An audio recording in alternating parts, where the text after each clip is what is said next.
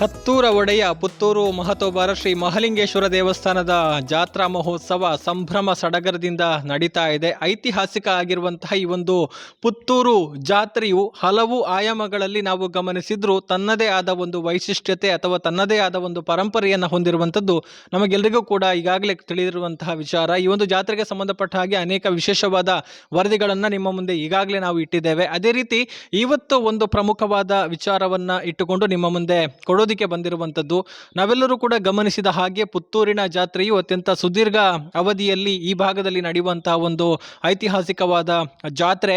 ಇಲ್ಲಿನ ದೇವರ ಒಂದು ಪೇಟೆ ಸವಾರಿ ಕೂಡ ಬಹಳಷ್ಟು ಸುದೀರ್ಘವಾದ ಒಂದು ಹಾದಿಯನ್ನು ಕ್ರಮಿಸುವಂತಹ ಒಂದು ಪೇಟೆ ಸವಾರಿ ಅನ್ನುವಂತಹ ಹೆಗ್ಗಳಿಕೆ ಕೂಡ ಇದೆ. 10 ದಿನಗಳ ಕಾಲ ನಡೆಯುವಂತಹ ಪೇಟೆ ಸವಾರಿಯಲ್ಲಿ ಸುಮಾರು 100ಕ್ಕೂ ಅಧಿಕ ಕಟ್ಟೆಗಳಲ್ಲಿ ದೇವರು ಕಟ್ಟೆ ಪೂಜೆಯನ್ನು ಸ್ವೀಕಾರ ಮಾಡ್ತಾರೆ. ಅದೇ ರೀತಿ ಕೊನೆಯ ದಿನ ಅವಭೃತವು ಕೂಡ ಬಹಳ ವಿಶಿಷ್ಟತೆಯನ್ನು ಪಡೆದುಕೊಂಡಿರುವಂಥದ್ದು. ಯಾಕೆ ಅಂತ ಹೇಳಿದರೆ ಪುತ್ತೂರು ಮಹಾಲಿಂಗೇಶ್ವರ ದೇವರು ತನ್ನ ಅವಭೃತಕ್ಕಾಗಿ ವೀರಮಂಗಲದ ಶ್ರೀ ವಿಷ್ಣುಮೂರ್ತಿ ಮಹಾವಿಷ್ಣುಮೂರ್ತಿ ದೇವಾಲಯದ ಪಕ್ಕದಲ್ಲೇ ಇರುವಂತಹ ಕುಮಾರಧಾರ ನದಿಯ ತಟಕ್ಕೆ ಬರ್ತಾರೆ. ಇಲ್ಲಿ ಅವಭೃತವನ್ನು ಸ್ವೀಕಾರ ಮಾಡ್ತಾರೆ. ಅಂದರೆ ಸ್ನಾನವನ್ನು ಪೂರೈಸಿ ಬಳಿಕ ಮತ್ತೆ ಪುತ್ತೂರಿಗೆ ತೆರಳುವಂಥದ್ದು. ಈ ಒಂದು ದೂರ ಸರಿಸುಮಾರು 14 ಕಿಲೋಮೀಟರ್. ಬಹುಶಃ ಆ ದೇವರನ್ನು ಹೊತ್ತುಕೊಂಡಂತಹ ಬ್ರಹ್ಮವಾಹಕರ ಜೊತೆಗೆ ಪರಿವಾರದ ಎಲ್ಲರೂ ಕೂಡ ಸೇರಿಕೊಂಡು ಈ ಒಂದು ಬೃಹತ್ ಪೇಟೆ ಸವಾರಿಯನ್ನು ಕ್ರಮಿಸುವಂಥದ್ದು ಬಹುಶಃ ಇದೇ ಬಹಳ ಸುದೀರ್ಘ ಅನ್ನುವಂಥದ್ದು ಎಲ್ರಿಗೂ ಕೂಡ ತಿಳಿದಿರುವಂತಹ ವಿಚಾರ. ಸೊ ಈಗ ನಾವು ಇರುವಂತಹ ಸ್ಥಳ ವೀರಮಂಗಲದ ಶ್ರೀ ಮಹಾವಿಷ್ಣುಮೂರ್ತಿ ದೇವಸ್ಥಾನ. ಯಾಕೆ ಅಂತ ಹೇಳಿದರೆ ದೇವರು ಕೊನೆಯದಾಗಿ ಕಟ್ಟೆ ಪೂಜೆಯನ್ನು ಸ್ವೀಕಾರ ಮಾಡುವಂಥದ್ದು ಇದೇ ದೇವಾಲಯದ ಪ್ರಾಂಗಣದಲ್ಲಿರುವಂತಹ ವಸಂತ ಮಂಟಪದಲ್ಲಿ. ಸೊ ಆ ಬಗೆಗೆ ಸ್ವಲ್ಪ ವಿಶೇಷವಾದ ಮಾಹಿತಿಯನ್ನು ಕೊಡುವಂಥ ಪ್ರಯತ್ನವನ್ನು ಮಾಡ್ತೇವೆ. ಇವತ್ತು ನಾವು ಈ ಒಂದು ದೇವಸ್ಥಾನದಲ್ಲಿದ್ದೇವೆ. ಈ ಒಂದು ದೇವಸ್ಥಾನವನ್ನು ಗಮನಿಸಬಹುದು. ದೇವರು ಮಹಾಲಿಂಗೇಶ್ವರ ದೇವರು ಇಲ್ಲಿಗೆ ಬಂದು ಇಲ್ಲಿ ಒಂದು ಸಣ್ಣ ಪೂಜೆಯನ್ನು ಸ್ವೀಕರಿಸಿದ ಬಳಿಕ ಅವಭೃತಕ್ಕೆ ತೆರಳುತ್ತಾರೆ. ಅಲ್ಲಿಂದ ಮತ್ತೆ ಒಂದು ಸಣ್ಣ ಪೂಜೆಯನ್ನು ಪೂರೈಸಿ ಮತ್ತೆ ನೇರವಾಗಿ ಪುತ್ತೂರು ದೇವಾಲಯಕ್ಕೆ ತೆರಳುವಂಥದ್ದು. ಸೊ ನಾವು ಗಮನಿಸಬಹುದು ಇಲ್ಲೊಂದು ಫಲಕ ಇದೆ, ಅದರನ್ನು ಕೂಡ ನಾವು ಗಮನಿಸಬಹುದು. ಶ್ರೀ ಮಹಾವಿಷ್ಣುಮೂರ್ತಿ ಮತ್ತು ಶ್ರೀ ಮಹಾಲಿಂಗೇಶ್ವರ ದೇವರು ಭೇಟಿಯಾಗುವಂತಹ ಪುಣ್ಯನೆಲ್ಲ ವೀರಮಂಗಲ ಶ್ರೀ ವಿಷ್ಣುಮೂರ್ತಿ ದೇವಸ್ಥಾನ ಅನ್ನುವಂಥದ್ದು ಗಮನಿಸಬಹುದು. ಇದು ಈ ಒಂದು ಕ್ಷೇತ್ರದ ಹೆಗ್ಗಳಿಕೆ. ಸೊ ಈ ಎಲ್ಲ ವಿಚಾರಗಳ ಬಗ್ಗೆ ನಮಗೆ ಮಾಹಿತಿಯನ್ನು ಕೊಡೋದಕ್ಕೆ ಈ ಒಂದು ಮಹಾವಿಷ್ಣುಮೂರ್ತಿ ದೇವಾಲಯದ ಪ್ರಧಾನ ಅರ್ಚಕರಾಗಿರುವಂತಹ ರಾಧಾಕೃಷ್ಣ ಶಗ್ರಿತಾಯ ಅವರು ನಮ್ಮ ಜೊತೆಗಿದ್ದಾರೆ. ಅವರನ್ನು ಮಾತಾಡಿಕೊಳ್ಳೋಣ, ಅವರಿಂದ ಸ್ವಲ್ಪ ಹಿನ್ನೆಲೆಯನ್ನು ತಿಳಿದುಕೊಳ್ಳೋಣ. ನಮಸ್ತೆ. ನಮಸ್ತೆ.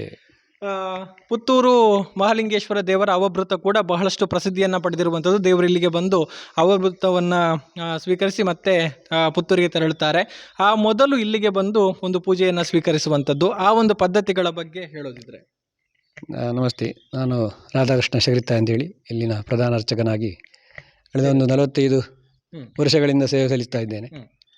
ನನಗೆ ತಿಳಿದಿರುವ ಮಟ್ಟಿಗೆ ಪ್ರಥಮವಾಗಿ ಇಲ್ಲಿ 1990ನೇ ಇಸವಿಯಲ್ಲಿ ಬ್ರಹ್ಮಕಲಶೋತ್ಸವ ಆಗಿದೆ.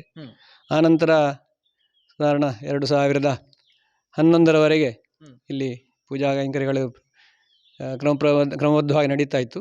ಆನಂತರ ಇಲ್ಲಿ ಪ್ರಶ್ನಾ ಚಿಂತನೆ ಎಲ್ಲ ನಡೆಯಬೇಕು ಅಂತ ಇಲ್ಲಿ ಎಲ್ಲ ಊರವರ ಅಭಿಪ್ರಾಯ ಪ್ರಕಾರ ಪ್ರಶ್ನಾ ಚಿಂತನೆ ನಡೆಯಿತು. ನಡೆಯುವಾಗ ಇಲ್ಲಿ ಮಹಾಲಿಂಗೇಶ್ವರ ದೇವರಿಗೂ ಪುತ್ತೂರು ಮಹಾವಿಷ್ಣು ದೇವರಿಗೂ ಪರಸ್ಪರ ಸಂಬಂಧ ಇದೆ.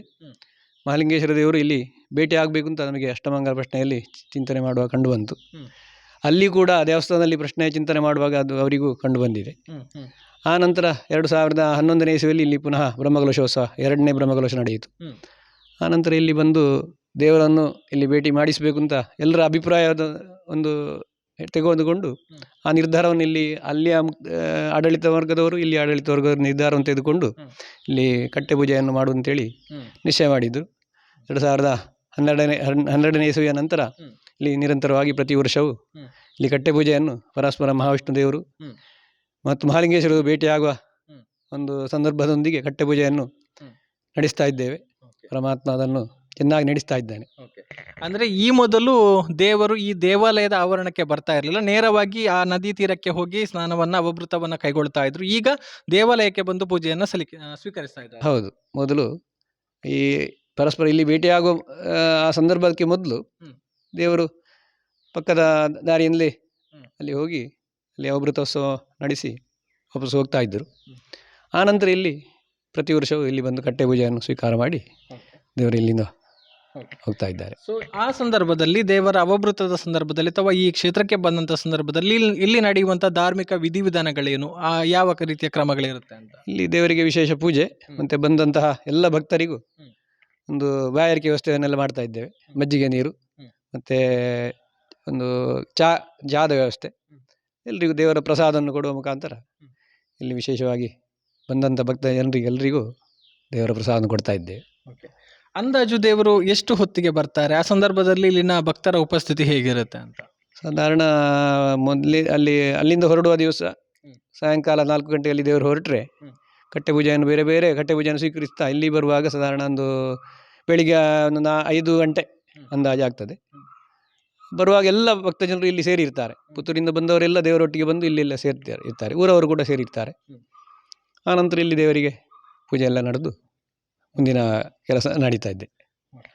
ಸೊ ತಾವು ಬಹುಶಃ 45 ವರ್ಷಗಳಿಂದ ದೇವರ ಸೇವೆಯನ್ನು ಮಾಡಿಕೊಂಡು ಬರ್ತಾ ಇದ್ದೀರಿ. ಬಹುಶಃ ಈ ಅವಭೃತವನ್ನು ಕೂಡ ಅಂದರೆ ದೇವರು ಈ ಒಂದು ಕಳೆದ ಒಂದು ಬ್ರಹ್ಮಕಲಶದ ಅವಧಿಯಿಂದ ದೇವರು ಇಲ್ಲಿ ಬಂದು ಸ್ವೀಕಾರ ಮಾಡ್ತಾ ಇದ್ದೀರಿ. ತಾವು ಕಂಡ ಹಾಗೆ ಆ ಒಂದು ಜಾತ್ರೆಯ ಒಂದು ವೈಭವವನ್ನು ವಿವರಿಸೋದಿದ್ರೆ ಅಥವಾ ಆ ಒಂದು ಅಂತರ ಇದೆ, ಬಹಳಷ್ಟು ದೂರವನ್ನು ಕ್ರಮಿಸ್ತಾರೆ, ಅದರ ಬಗ್ಗೆ ಹೇಳೋದಿದ್ರೆ?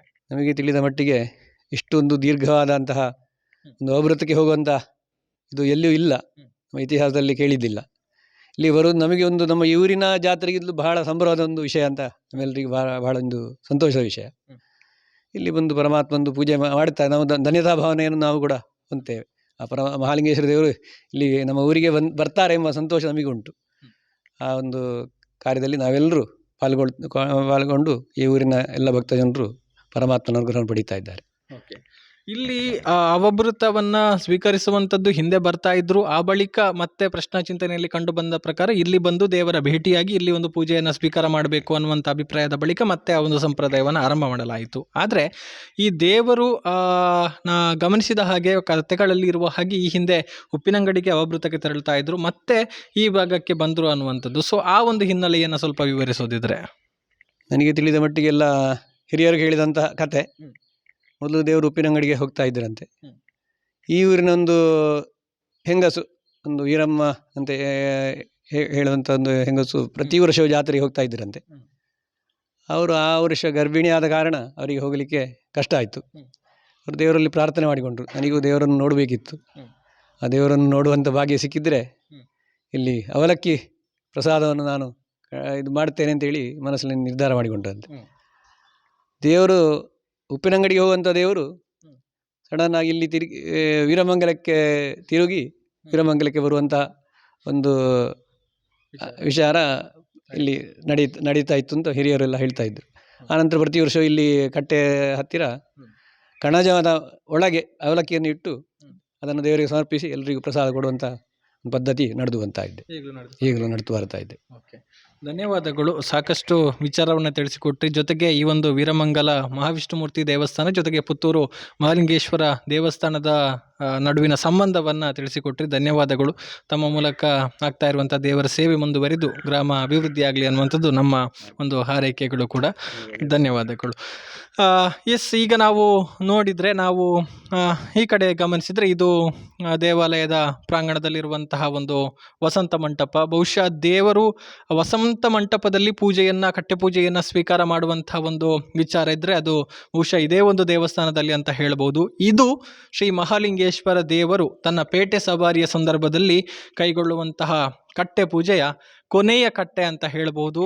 ದೇವರು ಧ್ವಜಾರೋಹಣದ ದಿನ ಪೇಟೆ ಸವಾರಿಗೆ ಹೊರಟಂಥ ಸಂದರ್ಭದಲ್ಲಿ ಪುತ್ತೂರು ಮಹಾಲಿಂಗೇಶ್ವರ ದೇವಾಲಯದ ಆವರಣದಲ್ಲಿರುವಂತಹ ಕಂಡನಾಯಕನ ಕಟ್ಟೆ ಏನಿದೆ ಅಲ್ಲಿ ಪ್ರಥಮ ಕಟ್ಟೆ ಪೂಜೆಯನ್ನು ಸ್ವೀಕಾರ ಮಾಡ್ತಾರೆ. ಆ ಬಳಿಕ ವಿವಿಧೆಡೆಗಳಲ್ಲಿ ಈಗಾಗಲೇ ಹೇಳಿದ ಹಾಗೆ ಸುಮಾರು 100ಕ್ಕೂ ಅಧಿಕ ಕಟ್ಟೆಗಳಲ್ಲಿ ಪೂಜೆಯನ್ನು ಸ್ವೀಕರಿಸಿಕೊಂಡು ಕೊನೆಯದಾಗಿ ಅವಭೃತಕ್ಕೆ ಬಂದಂತಹ ಸಂದರ್ಭದಲ್ಲಿ ವೀರಮಂಗಲದ ಶ್ರೀ ಮಹಾವಿಷ್ಣುಮೂರ್ತಿ ದೇವಸ್ಥಾನದ ಆವರಣದಲ್ಲಿರುವ ಈ ಕಟ್ಟೆಯಲ್ಲಿ ಪೂಜೆಯನ್ನು ಸ್ವೀಕರಿಸಿ ಬಳಿಕ ಅವಭೃತಕ್ಕೆ ತೆರಳಿ ಆ ಒಂದು ಕಟ್ಟೆಯಲ್ಲಿ ಪೂಜೆಯನ್ನು ಸ್ವೀಕರಿಸಿದ ಬಳಿಕ ನೇರವಾಗಿ ಪುತ್ತೂರು ಮಹಾಲಿಂಗೇಶ್ವರ ದೇವಾಲಯಕ್ಕೆ ತೆರಳುತ್ತಾರೆ ಅನ್ನುವಂಥದ್ದು. ಸೊ ಇದಿಷ್ಟು ಈ ಒಂದು ವಿಚಾರಕ್ಕೆ ಸಂಬಂಧಪಟ್ಟ ಬಗೆಗಿನ ಮಾಹಿತಿ. ಮತ್ತಷ್ಟು ಮಾಹಿತಿಯ ಜೊತೆಗೆ ಮತ್ತೆ ನಿಮ್ಮ ಮುಂದೆ ಬರ್ತೀವಿ. ಹರಿಪ್ರಸಾದ್ ಜೊತೆಗೆ ಗೌತಮ್ ಶೆಟ್ಟಿ, ಸುದ್ದಿ ನ್ಯೂಸ್ ಪುತ್ತೂರು.